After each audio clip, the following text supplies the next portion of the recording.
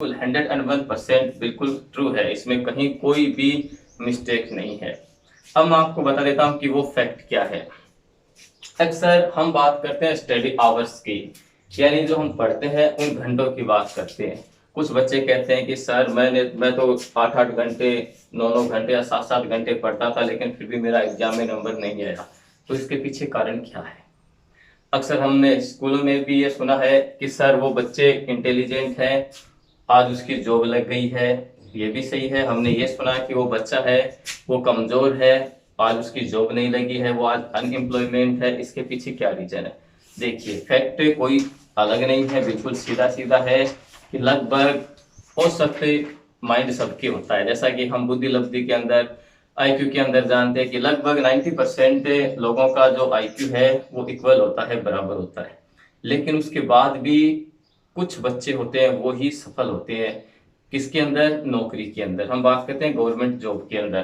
क्यों होते हैं इसके पीछे मैं आपको एक छोटा सा टेक्स्ट है वो बताता हूँ, वो समझाना चाह रहा हूँ। आप जब उसे समझोगे तो जहां तक मेरा ख्याल है आपके दिमाग में जितनी भी चीजें हैं वो क्लियर हो जाएंगी। देखिए, अमूमन ऐसा माना जाता है कि एक बच्चा, यानी कि एक स्टूडेंट यदि टोटल 1800 से 2000 घंटे, देखिए, एक स्टूडेंट यदि 1800 से 2000 घंटे तक स्टडी कर लेता है तो वो इंटेलिजेंट होता है। और यहाँ तक कि उसकी जॉब है उसके 90% प्लस अबो, यानी कि 90% से भी ज्यादा उसकी जॉब के चांस होते हैं। यानी 1800 से 2000 घंटे स्टडी। अब मैं बात कर रहा हूँ 1800 से 2000 घंटे स्टडी की, मैं एक एक की नहीं बात कर रहा हूँ, मैं बात कर रहा हूँ स्कूली लाइफ से। यानी स्कूली जीवन से अगर हम 1800 से 2000 घंटे तक स्टडी कर लें तो हम निश्चित तौर पर के जॉब के काबिल हो जाते हैं और हमारी जॉब हो जाती है। अब मैं आपको पूरा डिफाइन करके बताऊंगा कि कैसे स्टूडेंट है वो इंटेलिजेंट होता जाता है, कैसे स्टूडेंट है वो कमजोर होते जाते हैं, आखिर क्या ऐसी चीज है कि जिसकी वजह से हम है इतनी मेहनत करने के बाद भी सफल नहीं हो पाते। अक्सर आपने ये बात सुनी होगी कि 10th क्लास में उसका बच्चा इंटेलिजेंट था, काफी दिनों बाद आज उसकी जॉब लग गई। आपने ये भी सुना होगा कि वो बच्चा औसत था लेकिन आज भी बेचारा बेरोजगारी की चपेट में है। माइंड सबका इक्वल होता है 90%, जैसा कि मैंने आपको पहले बताया था। लेकिन हम इसको यूज कैसे करते हैं उसके बारे में आज हम इसकी चर्चा करते हैं।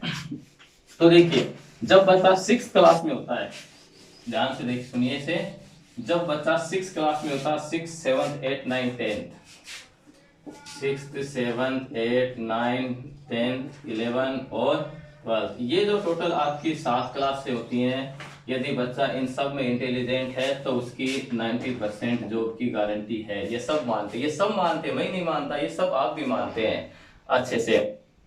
अब देखिए आगे, अगर हम मान लेते हैं कि टोटल 1 ईयर में 365 डेज होते हैं। कितने डेज होते हैं? 365 डेज होते हैं, ये हम मान लेते हैं। और यदि बच्चा कोई भी स्टूडेंट है वो जिसके 200 डेज मान लीजिए कि वो पढ़ता नहीं है, उसके कोई भी काम हो जाता है और वो 165 डेज यदि वो पढ़ लेता है, 165 डेज, इनमें से भी कितने, इनमें से भी मात्र पर डे यदि वो 2 आवर्स पढ़ता है, कितने आवर्स पढ़ता है वो? 2 आवर्स। जैसा कि मैंने आपको बताया ना कि शुरू से 6 से लेकर के 12 तक की बात बता रहा हूँ। 165 डेज अगर वो पढ़ता है जिसमें 2 आवर्स इन्वॉल्व होते हैं, शामिल होते हैं, तो वो 1 साल के अंदर कितने घंटे पढ़ लेता है वो आपको भी पता है। ये हो गए आपके 310, यानी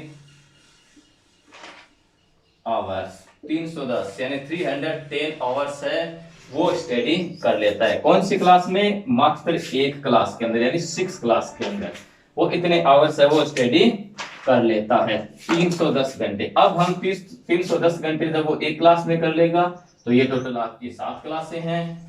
तो जब वो 310 एक क्लास में कर लेगा तो आपको पता है कि यदि वो 7 क्लासें हैं टोटल तो इसकी हो जाएंगी आपकी 2170 आवर्स। यदि वो इतनी रेगुलरिटी रखता है तो वो 2170 घंटे पढ़ लेगा।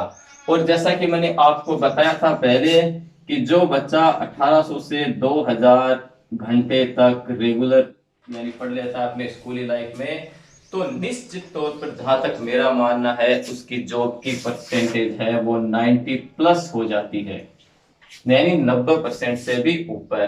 तो अब ये बच्चा क्या करता है कि अगर रोजाना 165 डेज रोजाना डेली 2 आवर्स स्टडी करता है, पढ़ता है 6th 7th 8th 9th 10th 11th और 12th तक। अब आपके दिमाग में क्वेश्चन आएगा कि सर हम तो स्कूल लाइफ में 5-5 6-6 घंटे 7-7 घंटे पढ़ते थे, तो इसके बारे में भी मैं आपको क्लियर कर देता हूँ। आप 5-5 6-6 7-7 घंटे जरूर पढ़ते थे, लेकिन आप कब पढ़ते थे? जब आपके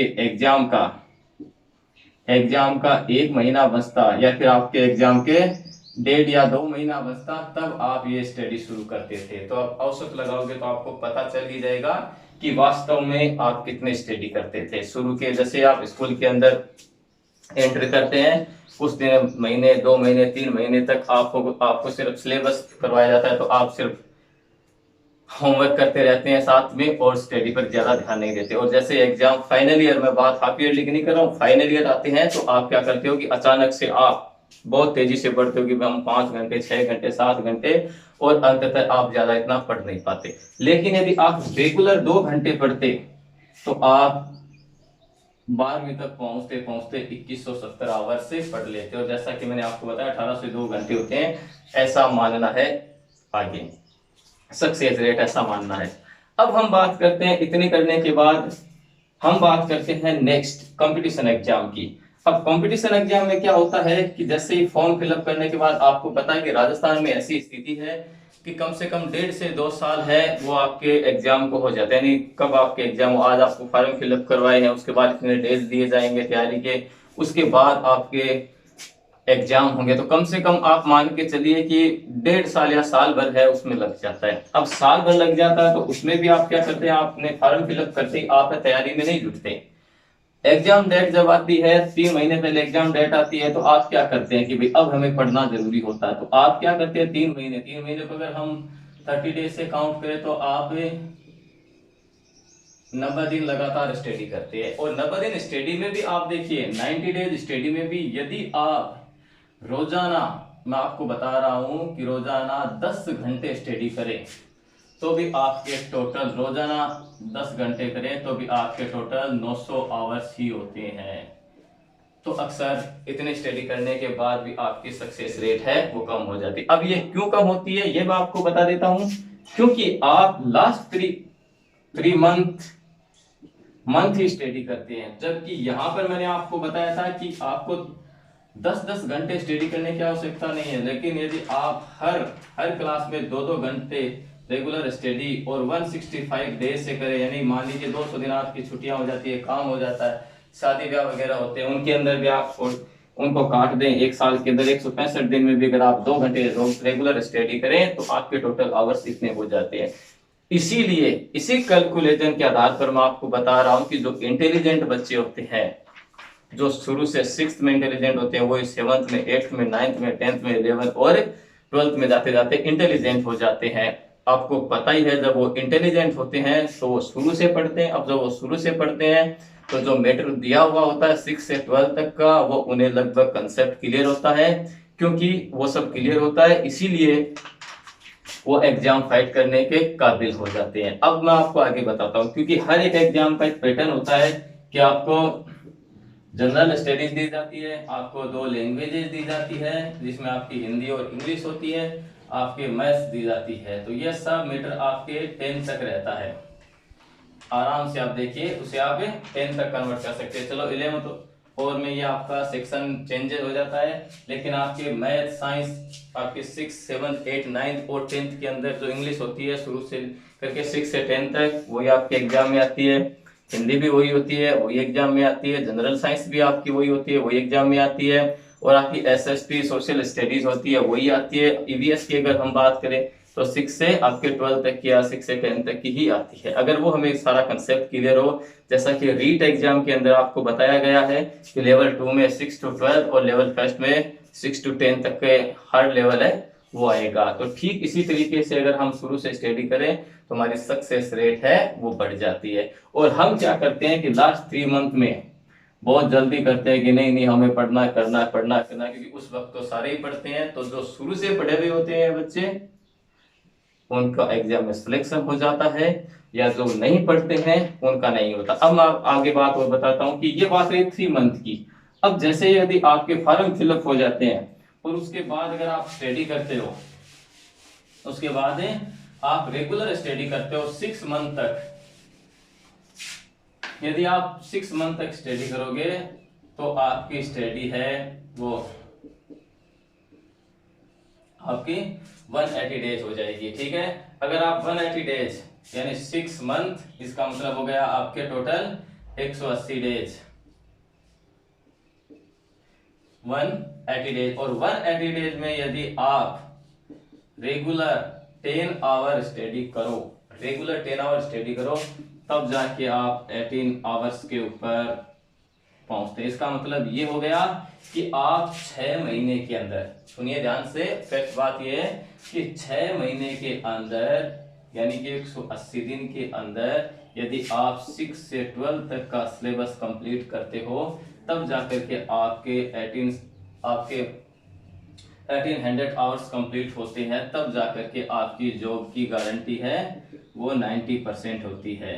इसलिए मैं कहता हूं कि वो जो लोग ये कहते हैं कि हम आपको एक छोटी सी चीज है वो आपको 2 घंटों में या एक वीडियो में या फिर आपको इतने में प्रोवाइड करवा देंगे, तो वो बिल्कुल सत्य नहीं है। ये कैलकुलेटर है हमारा, ये आपकी सक्सेस रेटिंग है। अगर ऐसा नहीं है तो आप किसी भी गांव में कहीं पर भी, आपकी रिश्तेदारी में कहीं में भी जाकर के आप आराम से देख सकते हैं, ढूंढ सकते हैं कि जो बच्चा इंटेलिजेंट होता है शुरू से वही इंटेलिजेंट होता है। अगर आप कोई बच्चा 7th में इंटेलिजेंट है तो निश्चित तौर पर वो 8th में भी होगा, जो 8th में वो 10th में भी होगा। हालांकि ये सबकी कोई गारंटी नहीं है, कुछ बच्चे होते हैं वो लापरवाह हो जाते हैं, उनका जो मेकिंग डिसीजन है, डिसीजन करने की क्षमता है वो थोड़ी सी कमजोर हो जाती है, जिस वजह से वे पिछड़ जाते हैं। हालांकि अगर वो कोशिश करें तो वो भी आगे बढ़ सकते हैं। ये हो गया हमारा सक्सेस रेट पॉइंट।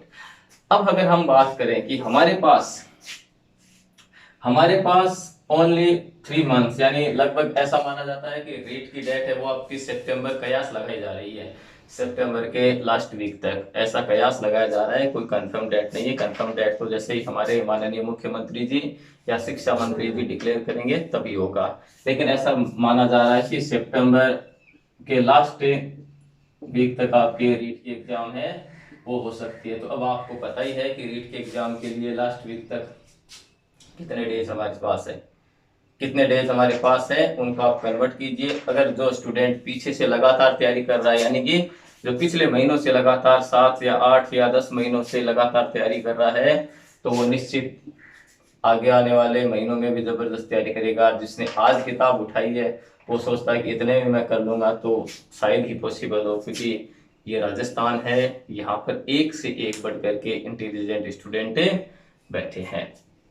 तो ये था हमारा जो फैक्ट और हमारा जो रियल फैक्ट था, जिसमें आपको पता चल गया होगा कि आखिर इंटेलिजेंस है वो कहाँ छुपी हुई होती है, आखिर हम कमजोर क्यों है। ये बात मैंने शुरू में बताई थी कि 90% पॉपुलेशन है, यानी 90% लोग हैं, उनकी जो माइंड है, आईक्यू है, वो एवरेज होता है। ये कोई जरूरी नहीं कि किसी का कोई 140, 45, 50 से ऊपर आईक्यू लेवल हो, ऐसा भी नहीं है। और ऐसा भी नहीं है किसी का कि 90 से नीचे आईक्यू हो। 90 हमारा 90 से 120 तक औसत आईक्यू होता है, 90 से नीचे होता है वो आपका औसत से कम होता है।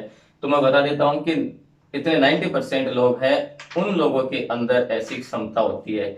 लेकिन जो रेगुलरिटी रखते हैं, जैसा कि मैंने शुरू में बताया 2 आवर्स की, 3 आवर्स की, तो वो निश्चित रूप पे सक्सेस रेट पे होते हैं। और जो नहीं रखते हैं वो असफल हो जाते हैं, फिर कमियां हैं वो निकालते रहते हैं। तो हमें कमियां नहीं निकालनी है। क्यों? कभी भी, जैसा कि मेरा मानना है, कभी भी अपने आप को कमजोर नहीं मानना चाहिए, और कभी भी दूसरी बात अपने आप को गरीब नहीं मानना चाहिए। क्यों? क्योंकि आपके पास वो सब है जो बहुत से पास नहीं है। तो ये है हमारा सक्सेस रेट पॉइंट। हम 2 घंटों में या 1 घंटों में सब कुछ नहीं कराते, हम जो कराते हैं वक्त लगता है लेकिन करेक्ट होता है। कहीं पर भी अगर आपको मिस्टेक लगती है तो आप हमें कमेंट बॉक्स में जरूर बताइएगा। अब बात करते हैं हम आगे इस सक्सेस रेट पॉइंट के बाद कि यदि मान लीजिए आपको WH वर्ड या फिर आपका मॉडल दिया हुआ हो तो आप कैसे उसे एक्टिव से पैसिव वॉइस बनाएंगे। तो एक्टिव से पैसिव वॉइस बनाने का जो तरीका था वो मैंने आपको बताया। अब मैं आपको बता रहा हूं आगे। यदि कोई भी WH वर्ड से मान लीजिए कुछ sentence, when will you return my book, when will you return my book, ये हो गया हमारा, समझ में आ गया आपको। ये आपका WH से शुरू है, when will you return my book. देखिए WH से सेंटेंस शुरू है, हेल्पिंग वर्ब है, ये हो गया आपका सब्जेक्ट, रिटर्न ये हो गया आपकी मेन वर्ब, ये हो गया आपका ऑब्जेक्ट। अब आपको कंफ्यूज होने की जरूरी नहीं है। अगर आप सोचते हो कि सर इसमें केवल माई या बुक अलग है, तो ये आपका पॉजेसिव प्रोनाउन है। इसे हम कौन सा बोलते हैं? पॉजेसिव प्रोनाउन बोलते हैं। और इसको पॉजेसिव प्रोनाउन क्यों बोलते हैं? पॉजेसिव का मतलब होता है संबंध, पॉजेसिव का मतलब होता है संबंध, और बुक का इसके साथ संबंध है। माई बुक यानी कि मेरी book, my brother, my friend, your book, your friend यानी आपका मित्र, आपकी किताब। तो आपका किताब के साथ संबंध है, इसलिए उसे हम पॉजेसिव प्रोनाउन के नाम से जानते हैं। तो ये हो गया आपका पॉजेसिव प्रोनाउन। अब देखिए आगे, when will you return my book, जैसा कि मैंने आपको बताया WH, ठीक है। WH की जगह